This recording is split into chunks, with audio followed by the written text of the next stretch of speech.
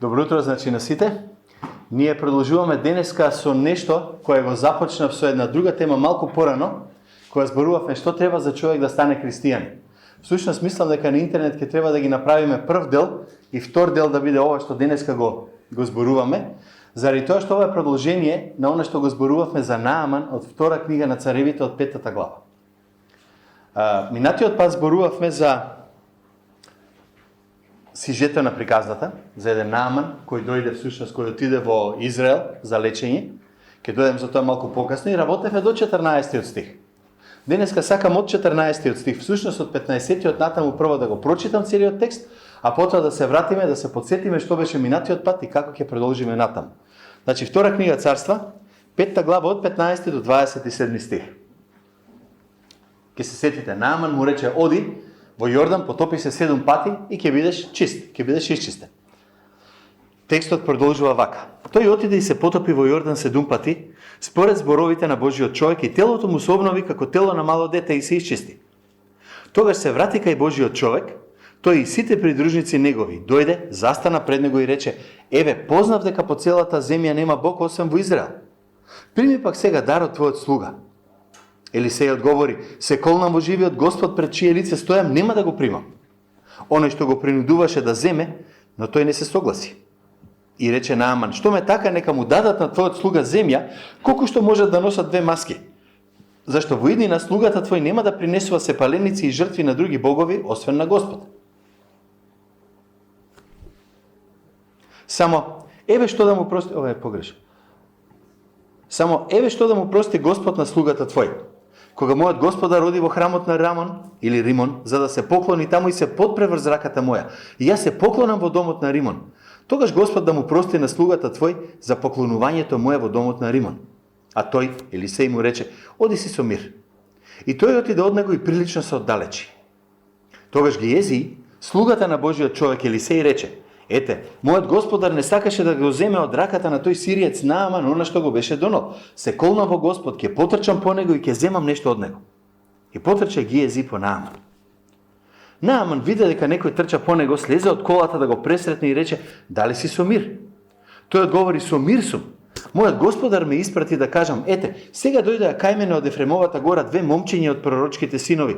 Дај ми еден кикар сребро и 2 промени облека. И Нааман рече: земи ако сакаш 2 кикара. И многу го молеше. Тогаш тој заврза 2 кикара сребро во 2 торби и 2 промени облека и им ги даде на двајцата слуги своји, да ги понесоа пред него. Кога тој дојде до брегот, ги зеде од рацете нивни и ги сокри во домот свој. И ги отпушти луѓето и тие си отидоа. Кога дојде и се јави пред господарот свој, Елисеј го праша: од каде доаѓаш, Гиези? Тој одговори: никаде не одел слугата твој. Тој му рече: зарем срцето моје не те придружуваше кога оној човек се врати од колата своја да те пресретне? Време ли е да се земе сребро и да се земе облека или маслинови дрвја и лозја, ситен или крупен добиток, слуги или слугинки? Затоа Наамановата лепра нека се залепи на тебе и на потомството твое за секогаш. И тој излезе од него бел како снегот од лепрата. Ова е еден многу интересен текст и многу страшен текст. Ако го погледнете така малку посериозно, и сакам тоа да го направам всушност денес. Ама ајде да се вратиме назад на кратко само, да ве подсетам што се случуваше минатиот пат, бидејќи ни се погоди нова година, па ни се погоди Божик, и така да убаво е сега да го расчистиме ова, да знаеме кај сме били и на каде одиме. Првото што го дознавме за Нааман беше дека беше богат, беше популарен, беше успешен, беше храбар. Беше на врвот на својата професија, имаше се што еден човек може да посака. Ама имаше исто така еден проблем кој секој човек го има. Нааман, во неговиот конкретен случај, беше лепрозен или губав. И во тој проблем што го имаше, не можеше ништо да направи. Целиот свет, се она што го имаше околу себе, за тоа зборувавме повеќе минатиот пат, не можеше да му помогне да се излечи. Или, кога дојде веќе во Израел, кога се врати натака, мораше да свати дека луѓето нема да му помогнат. Врските, пријателите, тоа сето што го имаше, не можеше да му помогне со неговата губа и лепра. Мораше да го побара Богот на Израел. Или јас ќе кажам, мораше да го побара вистинскиот и жив Бог, ако сакаше исцелување. Тоа беше првото нешто што требаше да се случи. требаше да свати дека проблемот не е таму негде надвор и он ќе плати и ќе си го реши, туку проблемот му е некаде внатре во срцето и треба да го реши. Кој беше неговиот проблем? Беше следниот. Ако сакаш помош од Бог, послушај што ти вели тој. Ако сакаш Бог да ти помогне, ако сакаш Бог нешто да направи, послушај го што ќе ти каже како да го решиш проблемот. Нааман се најде во една многу незгодна ситуација. Тој гледаше на себе отприлика вака, како ние што гледаме. Мојот проблем е надворешен. Светот, државата, бизнес партнерот, пријателите, роднините, жена ми, маш ми, не е битно. Некој мене ми прави сериозни проблеми. И тие проблеми доаѓаат од надвор и јас во себе имам сила и солуција да го решам тоа. Ево, гледајте било кој филм. Да не спомнувам по име, сега ќе речат некои какви филмови гледаш вака така. Светете се на било кој филм, на било каков филм што сте го гледали. Од кај им доаѓа силата на луѓето да го решат проблемот да победат? Од внатре. Со последните херојски напори, со последната капка сила, со последниот допир, со нешто, ама последното, ама од него ќе биде и ќе го реши проблем. Не му треба ништо надвор од себе си. Библијата пак од друга страна вика проблемот ти е внатре во себе, а решението доаѓа од надвор од Бог. Диаметрално спротивно. И кога некој ќе рече, јас можам и да верувам и да си правам по свое, кај ќе го ставим? Каде ќе може тоа решение да биде? Или проблемот е во мене, или решението е во мене. Или проблемот е надвор, или проблемот е внатре.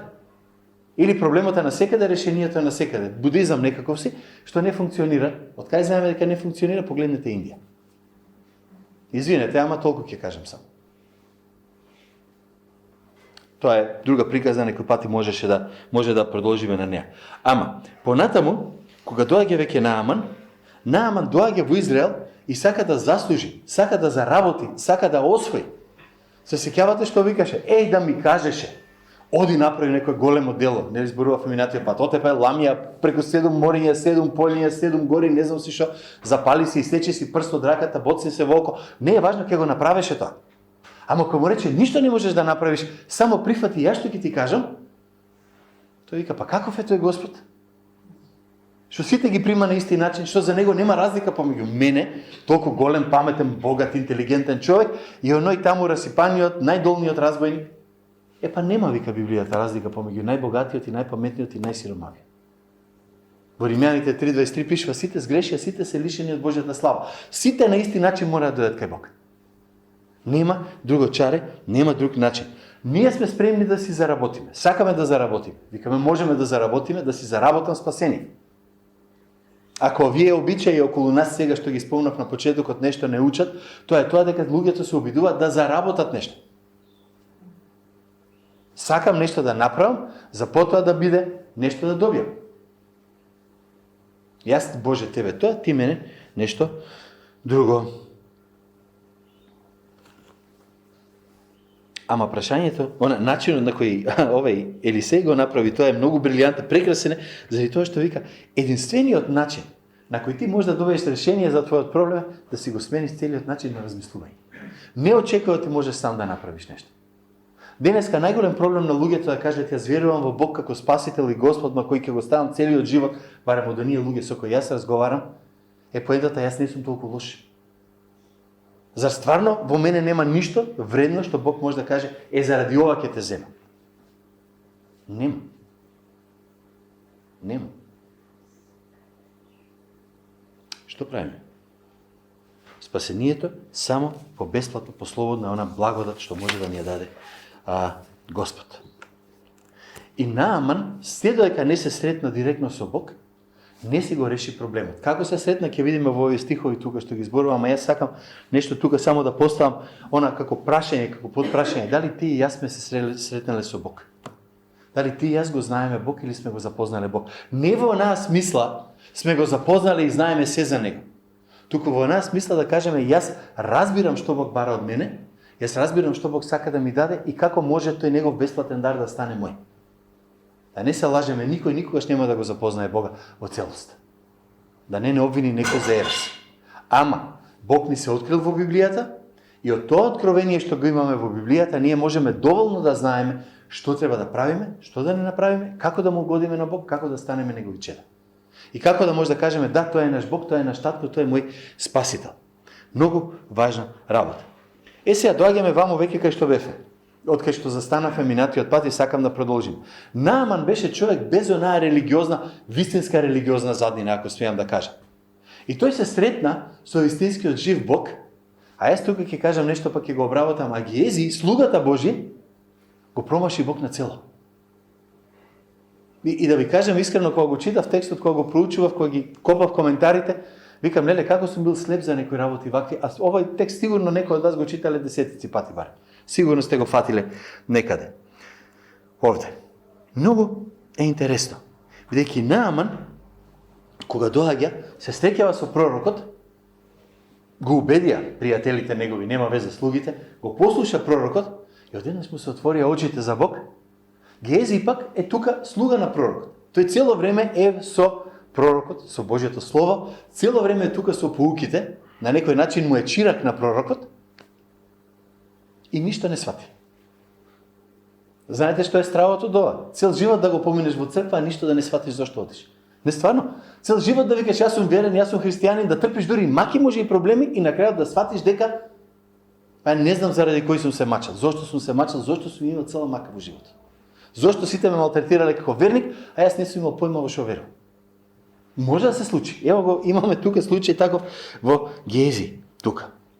Ајде да видиме неколку одлики на човек кој се сретнал со Бог, прво да видиме. Тука што се. И првото нешто што може да го видиме во 15 стих е дека тој има промена во начинот или променет начин на размислување. Забележете што пише во 15 стих. Тогаш се врати кај Божиот човек, тој е Нааман, тој и сите придружници негови. Дојде, застана пред него и рече: еве, познав дека по целата земја нема Бог освен во Израел. И ова е една многу јака исповед и ќе ви кажам зошто. Он не доаѓа и не вели: еве, сега дознав дека овој Господ на Израел е посилен од мојот Бог во Сирија. Или е посилен од овој Бог, од ова божество, од она божество. Он вика, нема друг Бог. Знаете, или има Бог, или нема Бог. Нема посилен помалку силен. Или е Бог еден, апсолутен, совршен и нема како него никој друг, или сите се лажни. Гледате ја грчката митологија, гледате индиската митологија. Стално некој Бог се бори со некој Бог, па го лаже, па го мами, па прави проблеми, па овај нове му се љути и сите човечки наши особини однесени во екстрем помеѓу боговите ќе ги видите. Многу еден интересна ситуација. И имало луѓе верувале или не во минатото што им се клањале и граделе храмови. Мојот Бог е посилен од твојот Бог. Еми ако е така, кој Бог е вистински Бог?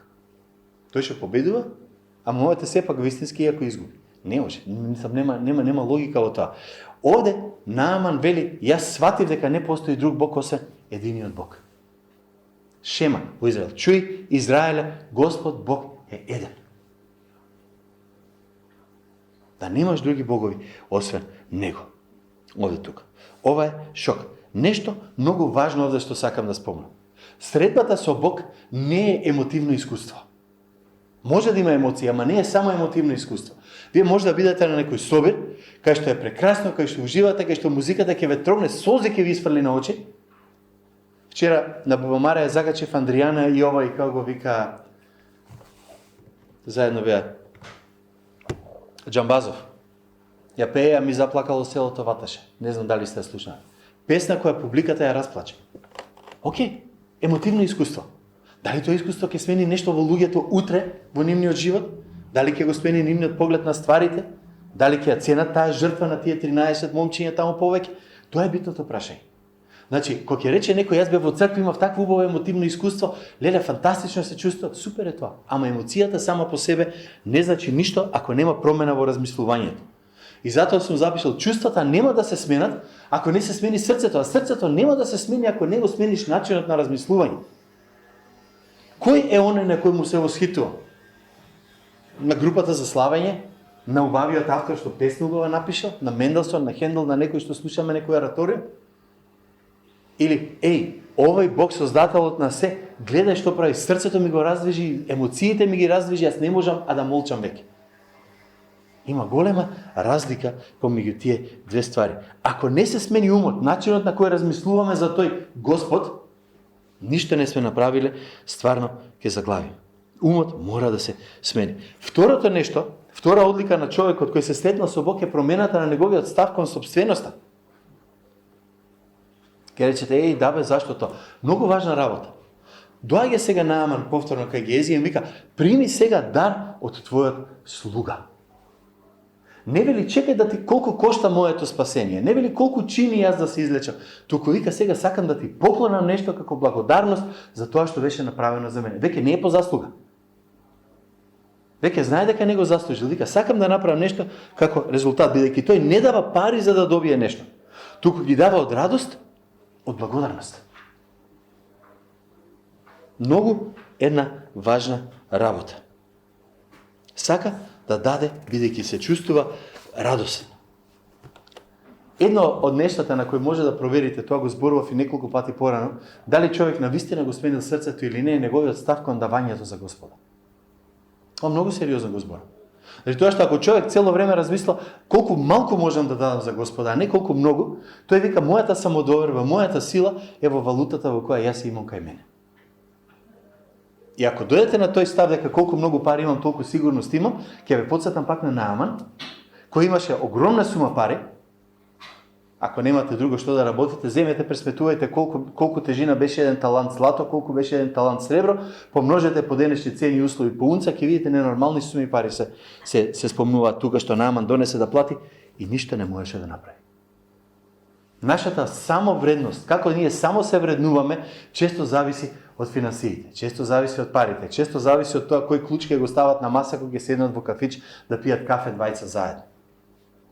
Или кој телефон ќе стои на маса кога ќе седнат двајца заедно. Од сите тие работи, ние викаме доаѓа нашата самодоверба. Ако не ни доаѓа од Господа, страшно е. Ако пак вистински го веруваме Господа, тогаш нашата самодоверба нема да биде ако овие 5 денари ги дадам во црква, како ќе јадам утре, или 50 или 500 или 5000. И јас и сите се ставаме во оваа каша тука. Плюс, забележите го ставот негов како се смени, во смисла, се што имам изгледа овој Господ ми го дал. Ми го даде здравието, зар ќе ме остави гладен, гол и бос? Земи, вика да. Елисеј можеше за миг да стане најбогатиот човек во Израел. За миг да стане најбогатиот човек беше тука. И реакцијата на Нааман беше, на Елисеј беше не. Забележите исто така каква понизност има сега кај Нааман. Не доаѓа, сеќавате првиот пат кога пророкот не ни излезе да го види, памтите како беше текстот, Елисеј не ти ни излезе да го види, туку го прати слугата да му каже, оди бе, кажи му нека се избања 7 пати, нека се врати. Реакцијата на Нааман беше што? Кај мене дома има поубави реки, ако беше за бање, јас ќе се избањав дома, зар во ваква река ќе се бања, зар во Јордан ќе одам и така натаму, имаше мали милион причини зошто да не го направи тоа да го направи. И мора слугите да го терат на сила да се понизи. Сега самиот доаѓа и вика, прими дар од твојот слуга. Го препознава Бог како оној што му го даде тоа што му го даде, го препознава Елисеј како Божи пророк и вика, јас сакам да ти служам, јас сум твојот слуга. Се спушта доле. Централниот принцип на кој сатаната функционира е твојот живот за мојот. Со други зборови, што можам јас да ќарам од тебе? Која е мојата полза од тебе? Во светот живееме сите. Многу луѓе ги познаваме. Главната цел во животот им е да го закрпат некој за да живеат на тој грб. Да го измами, да го излаже, да го закрпи и во земја како Македонија, кај што се знаеме многу често, ќе сфатиш одеднаш дека еден тип закрпил 4, 5, 6, 10 луѓе, другиот направил ова или она, ќе излезат некои повесници, некои никој пати нема да излезат повесници. Што е поентата? Сатаната вика искористи го другиот за себе. Бог вика мојот живот за тебе. И христијанството треба точно таа реакција да има. Ако навистина сме го запознале Бог, ако сме се сретнале со Бог, нашата реакција треба биде како да ти помогнам. На кој начин може ти да дојдеш поблиску до Бог? На кој начин да ти кажам повеќе за тој Бог, наместо што ќе имам јас од тебе? Оти да бидеме честни. Ќе те запознаат со некој и ти викаат ова е, сега збор на памет, ова е директор на таа и таа банка. И првото што го мислиш, ако ми треба кредит, има кај да одам. Не ви минат такви работи низ глава. Ке да запознаат, ова е доктор во државна болница. Супер. Кога ми треба, знам на кој да се свртам. Факт е. Не ми кажувате дека не сте размислувале на тој начин. Библискиот принцип е како јас можам на овој човек да му принесам за Господ? Како јас можам да му дадам честа што него му треба? Сега. Третото нешто, една трета одлика беше Запишен е тука во еден текст кој е многу чуден и не знам дали некоја сте го погледнали, мене ми требаше проверив 4 коментатори. Дека не најдов дека се согласуваат сите на една важна работа. Не знам овој текст дали сте го читале некој пати. Бог стана центар на неговиот живот. Видете како. И рече Нааман, што ме така, нека му дадат на твојот слуга земја колку што можат да носат 2 мазги. Пара земја обична, зашто во иднина слугата твој нема да принесува сепаленици и жртви на други богови, освен на Господ.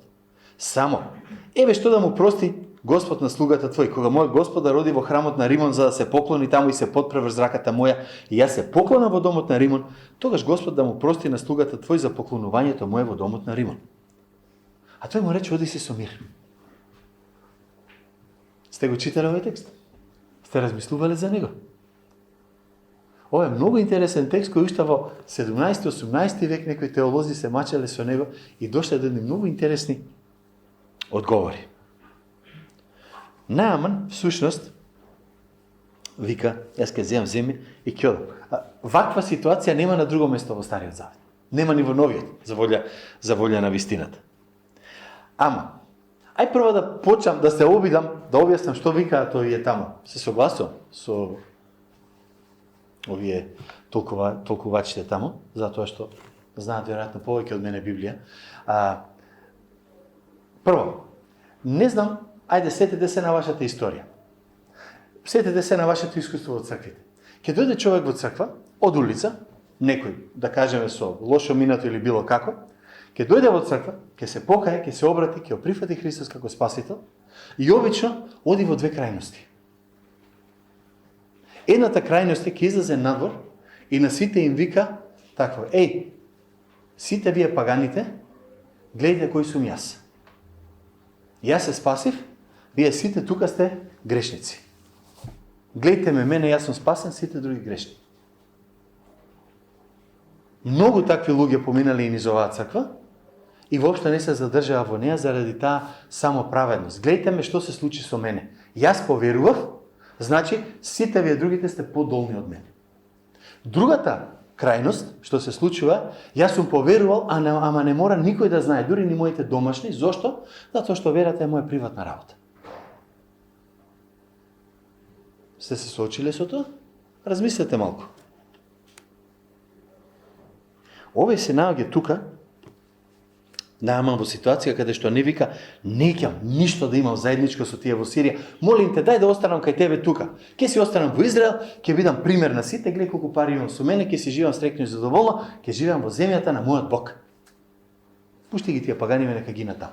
Втората алтернатива му беше да каже: слушај, јас ке се вратам дома, ама никој да не знае дека јас сум верник во Богот на Израел. Да не ја види никој разликата помеѓу двете крајности. Не е така. Нити тоа, нити тоа. И прави нешто што повеќето коментатори, ако сакате, ако ви интересира, Габелин и Метју Хенри, ќе го кажат, е нешто кое другите луѓе вика во тоа време може да го препознаат. Поентата беше оваа: јас носам со мене, ќе земам малку земја со мене, и кога ќе треба по протокол да одам со мојот цар, бидејќи му беше десна рака на царот, кога ќе влеземе во храмот да се поклонам, јас ќе истурам земјата тука доле и сите ќе знаат, он се клања за себе, не за храмот во кој служи.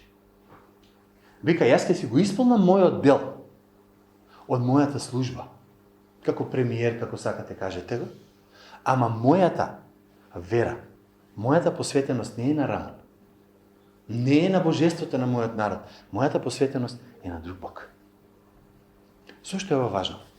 Затоа што долги години и кога растев, имаше една дискусија по црквите, има ли, вика, професија што за христијани не треба да ја работи.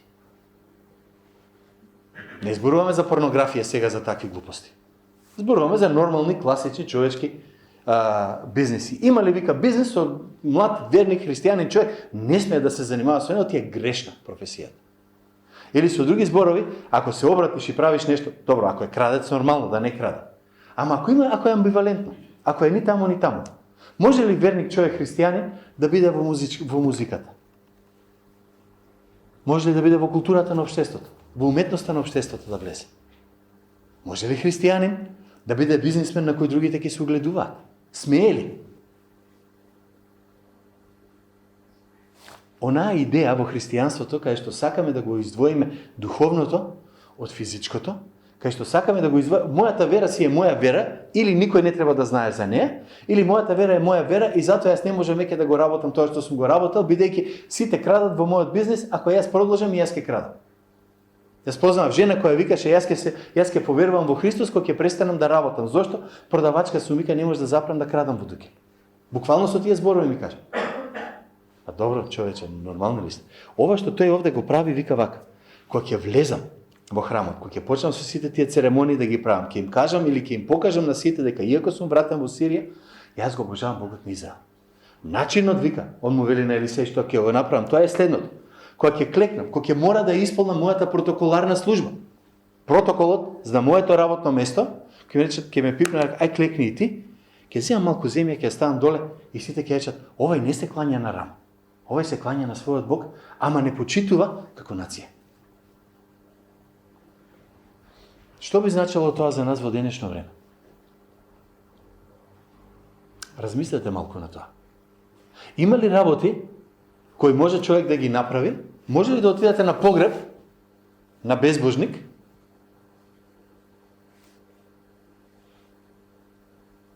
Дали ако отидете на погреб кај некој, каде што некој ќе се моли и ќе каже ти го простувам гревот, оди си во рајот, вие ќе речете јас тука не доаѓам, ова е паганштина, си одам. Ај размислете во ситуации каде што може да ја споделите својата вера, а не ја споделувате оти сте премногу свети. Или сме премногу свети да отидеме таму. Нема да ви дам примери, бидејќи знам дека ќе се фатите после за некој конкретен пример и ќе треба да дебатираме за него поспецифично. Ама размислете малку. Нааман е, ако сакате, едниот председател, другиот премиер. Нааман знае дека мора да се исполни должност која му е дадена. Ама Нааман знае исто така дека должност е должност, а срце е срце. Ако сакате паралела на тоа, најдете онаа моја проповед што беше што зборувавме кога Исус му праша дали на царот да му се поклони, дали на Цезарот да му плаќаме данок или не. Ви текнува на таа случка. Кога вика на царот ќе му го дадете царевото, на Бога ќе му го дадете Божјото. Јас према државата ќе го направам тоа што државата го бара од мене, мојата функција, ама нема да ја дадам на државата ништо што мојот Бог го бара или што го забранува. Но истовремено, она што треба на Господ да му го дам ќе биде тука цело време. Слична ситуација имате како оваа таму што се спори. Балансот се постига кога ќе ги споиме понизноста со храброста. Понизноста, јас бев грешник како тебе, сега сум обратен грешник, јас сум се уште во оваа ситуација, ама сум сменет однатре. Тоа е првата работа, понизноста, а не видете ме мене кој сум јас, видете кој сте вие. Може да ви дадам пример за човек кој, ајде нема да наблегувам таму, ама кој на сите околу него им кажуваше колку се они безбожни, колку е он верник човек, па успеа да отиде во библиска школа, да се ожени, да ја измами жена му со друга студентка таму и на крајот да го нема никаде во црква, да не може да го најдете од ден денеска. А беше толку само праведен, беше страшно. И многу други примери што може да ги најдеме, може да не толку екстремни. Зошто? Затоа што видиме мене кој сум јас. Јас ќе избегам од сите овие безбожници, ќе си видам свет и не знам си како. Или другата алтернатива, никој не знае дека си верник, бидејќи што да не ме дознаат. Не може. Балансот е понизноста и храброста. Ајде да ги видиме сега нешто друго овде. Ајде да го погледнеме еден друг човек. Или да ги дадеме одликите на човекот кој го промошил Бог. И тука ќе се вратиме во кај овој Геази или Геази. Кога на Елисеј му ги понудија парите, неговата реакција беше се колнам во живиот Господ пред чие лице стојам, нема да го примам од тебе дарот. Зошто? Ај размислете малку. Рековме дека спасението е по благодат. Спасението не е по дела, спасението не може да се купи. Ако тој човек се вратеше назад, Нааман како што се врати, рече, ево те молам, земи ги парите, да каже, дај ги вам. Нааман во некој момент ќе рече, супер, значи па ми наплати. Значи за спасението се плаќа. Значи за ова што сум исцелен, платено ми е. Он вика, не, Нааман цело време упорно го убедува, земи, ние на Елисеј не зборуваме, за Елисеј нема да зборуваме денеска тука, и воопшто нема го спомнеме, ама кога му зборува тој на Геази, малку покасно вика, ова ли е време да земеш пари или облек или нешто друго? Ајде да ви го префрлам во термини кои полесно ќе ги сватите. Дали ние ќе му сведочиме на некој за да го промени животот затоа што има многу пари и бизнис па ќе ни се најде во животот? Дали ние викаме ние ќе сведочиме на тие луѓе и ќе имаме ќар од нив ако дојдат во црква? Дали луѓе кои доаѓаат во црква викаме ако овој собрати ваква полза или онаква полза ќе имаме? Или го гледаме како личност за која викаме да не даде Господ да барам нешто, се што имаш, се што си добил го добил заради Божјата милост и благодат. Не заради тоа што ќе ми платиш тука нешто. И она што се случува тука е многу шокантно. Бидејќи имаш ти човек, големо добро утро што доаѓа од друга земја, доаѓа во Израел, се појавува тука, добива спасение и чистота, го сваќа вистинскиот жив Бог, а имаш човек кој е тука на лице место и не ги разбира овие ствари. Јас пак ќе речам, Елисеј можеше да стане најбогатиот човек во Израел преку ноќ. Остај го имотот, ќе ми се најде, ќе отвориме библиско школа, ќе изградиме нова црква, само дај ги парите. Ој вика, не. Неќам, она што Господ го прави за тебе, да го поврземе со пари. Со финансии или со било што друго. Ама, Гејзија е поинаков. Вели, Гејзи, слугата на Божиот човек, Елисеј рече, ете, мојот Господар не сакаше да го земе од раката на тој сириец Нааман, она што го беше донал. Се колнам во Господ, ќе потрчам по него и ќе земам нешто од него. И потрча Гејзи по Нааман. Прочитате уште една реченицата. Прочитате уште еднаш реченицата. И ќе ви објаснам некои работи, памтете ја, оти неколку ствари се појавуваат во нешто се шокантни тука. Првото е ова. Човеков е многу мудар во својата расипаност. Тој не оди, кој ќе отиде кај Нааман, да му каже, Елисеј се пишман и му требаат пари. Да знае дека овој нема да поверува. Каже, мене ми требаат пари, овој ќе рече, земи си од газната, што бараш од мене? Туку доаѓа ги вика, слушај, на пророкот му дојдеа двајца пророчки синови, двајца студенти по теологија, им требаат финансии за понатаму, можеш да им помогнеш малку? И човекот вика му врзува 2 таланти сребра. Тој бара еден, овој му дава 2. Колку беше тоа тешко? Па погледнете, вика 20 луѓе требаше да го носат пред него. И 2 комплети облека. Облеката беше скапа во тоа време, не ја купува нефтино како денеска. Што се случува тоа? И мисли дека се искубал. На крајот не испадна така, ама погледнете ги одликите. Гејзи беше горделив, а Нааман беше понизен. Прво вика, мојот Господар, вика, многу лесно го пушти овај да помине. Првата работа. И втората е, вика, ништо не зема од кого? Од тој сириецот Нааман. Го понижува. Од таа националност што ми дошол тука, не го искористи американецот. Не го искористи германецот. Ништо ќар немаше од овие странци што му дојде од црквата. Како не му е срам? Јас знам како. Вели Гејзи, јас ке ќарам. Ви звучи познато? Гејзи беше многу религиозен, Нааман доаѓаше од паганска позадина. Ама дојде и направи хаос. Вика, мојот газда, мојот Господар, вика, беше многу така лефтерко си го пушти овој тука. Нааман за да дојде во Израел требаше да се соочи со своите предрасуди против тие луѓе и да се појави таму. Гејзи, Божиот човек, се уште има предрасуди. Сириецот, таквиот, онаквиот, не знам си каков тука контраст. Гејзија гледа на Нааман од високо. Еден човек имаше напишано нешто, јас го препиша, вика, Божјата благодат те прави подобра личност. Ама религиозноста, вика, без Божја благодат те прави полоши од безбожник. Зошто? Затоа што барем безбожникот не те цени по Божји стандарди. А овој тука вика, јас сум религиозен, не ја разбира Божјата благодат, ја полоши од безбожник. И ова, сигурен сум дека вие што сте подолго време по црквите, сте го осетиле.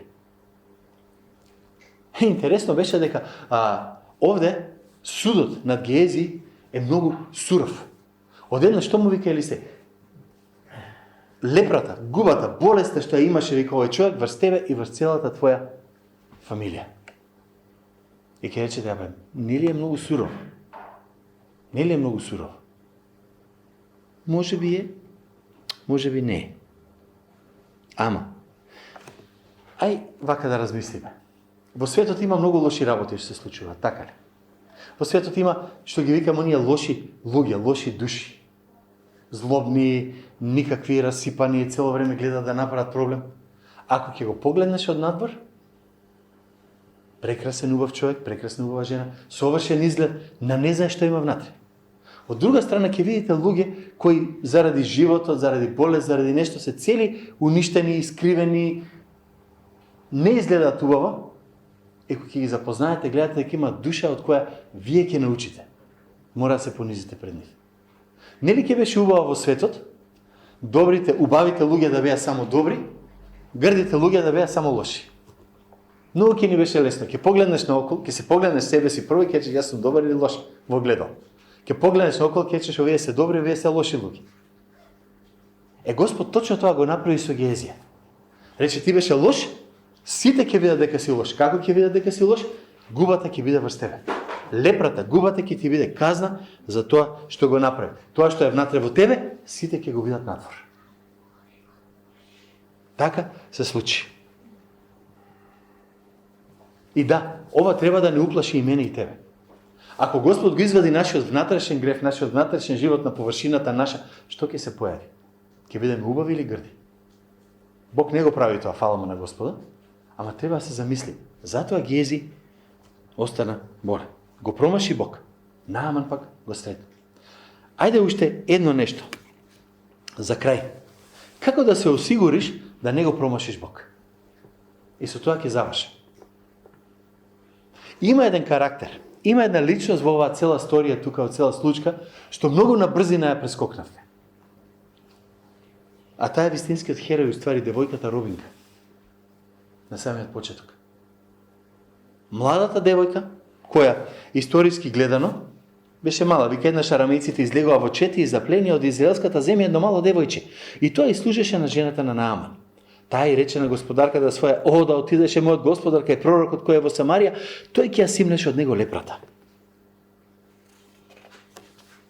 Девојчето, кое многу брзо го прескокнаве. Прво, тука стои дека е била мало девојче, или ако погледнете реално хебрејскиот збор е негде 10 до 13 години имаше. Тоа и беше старост. Второто нешто беше робинка. Робја, фатена, заробена, однесена. Беше од погрешна раса. Беше од евреите во Сирија. Беше девојка во време, во една култура кај што машките беа ценети повеќе. Беше млада во крајна сметка во општество кое цени старост. Цени возраст, ценат зрелост. Тука. Ништо она нема што може да ја подигне на скалата на општеството во кое она живее. И ова е страшно овде. Ајде да видиме, кој беше виновен за незината ситуација? Нааман. Таа му беше робинка на Нааман. Што значеше тоа? Она служи во домот на тој што ја заробил, што веројатно ги убил родителите нејзин, или ако не ги убил, ги продал негде во робство. Таа е сама, нема никој околу себе, и таа иста личност има лек за тој што ја заробил и што ја оставил да биде робинка. Ја извадил од се што познал.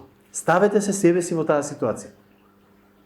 А обидете, пробајте, ставете се себе си во таа ситуација. Како можеше да реагира, што мислите? Да каже: "Супер, болен е. Ара му се стори, нека скапе. Ќе го гледам како се распаѓа и ќе му се ситам. И ќе му играм на гробот на крајот." Што вика нашиот народ? Ќе се радувам до смрт дека тој страда. Нека пати, нека умре. Нејзината реакција е многу интересна. Затоа што нејзината реакција го доведе тој човек до Господа. Тоа е оној многу интересен. Таа реагира со скапо простување. Зошто викам скапо простување? Затоа што ако ти дадам 100 денари, дојдеш кај мене и речеш: "Извини, може да ми поземи 100 денари, немам сега да купам нешто од продавница, ќе ти дам 100, че ако заборавиш да ми ги вратиш, чудо големо. Ајде бе, заборав, баталик. Ама ако ти ја дам колата и не ми ја вратиш, тогаш малку поинаку ќе се поставам, сигурно. Ако речем: "Ај, заборави, кога ќе можеш врати ми ја", многу скапо ме кошта тоа. Ако ме чини нешто лично мене, лично на моите блиски, уште поголема е цената. Таа имаше избор, можеше да прости, ама ако му прости, таа ги носи страдањата, таа останува роб. Незините родители пак ќе ги нема, незините блиски пак ќе ги нема. Таа ќе ги носи страдањата и да Нааман ќе преживее. Или таа ќе рече, јас ќе си го носам сето она што ми го даде Господ сега да патам, ама нека умре тој таму. Тоа беше изборот со кој таа беше соочена. Бидејќи едното беше да прости, второто беше да не прости и да страде и он и таа, на крајот Нааман ќе умре, она ќе се умре со страдање и ќе рече, и што ми помогна неговата смрт? Јас пак сум роб. Пак сум роб. Нејзината реакција е оваа. Јас ќе простам и мене тоа ќе ме кошта многу. Тоа беше многу една важна работа. Простувањето секогаш кошта. Треба некој пати можеби да зборуваме на оваа тема. Ама простувањето секој пати го чини некого нешто. Не може да има, јас закачив малку пред некој ден кога реков нема помирување кога се зборува. Не можете вие да имате помирување ако цената не ја плати некој на тоа помирување. Ако сакате на македонски книга да читате малку потемелно исклучување или преградка од Мирослав Волф. Ја имате книгата многу интересна. Ама поентата е следната. За да има простување, некој треба да плати цената. Во овој случај беше слугинката. Во нашиот случај е нашиот слуга кој страдаше. Исаја зборува за Христос како слуга кој страда. Исаја зборува за Господ Исус Христос како за некој кој ја плати цената за ние да бидеме спасени. Ние го имаме слугата, ако смеам така да кажам, врховниот слуга, кој дојде да страда за грев, кој врска немаше со него, за мојот грев, за твојот грев, за гревовите на целиот свет. Дојде да страда, да умре за гревовите на сите. Колку го чинеше Бог тоа? Страшно. Синот го чинеше. И зошто го направи сето тоа? За може да ни прости. Нема во Библијата ефтино простување. Затоа кога Бог ќе рече поверувај во Исус и спаси се, кога ќе рече некој нели има друг начин, нема друг начин, ти не можеш да платиш цената за тоа простување. Прескапо е, превисоко е да можеш да го дадеш тоа од самиот себе си. Единствен начин да се спасиш е да прифатиш жртвата што друг ја даде. Цената на моето страдање ја плати Христос. Ако тоа не го разбереш, цената на твоето страдање ја плати Христос, нема спасение. Носи си ги сите пари, сет бизнес, се што си во општеството како Нааман, ништо тоа нема ти помогне. Ајде две ситни примени само за крај, за една минута и ќе завршам. Прво, биди спремен да ја платиш цената да бидеш полезен. Кога ќе бидеш слуга, кога ќе почнеш да служиш, ќе те кошта.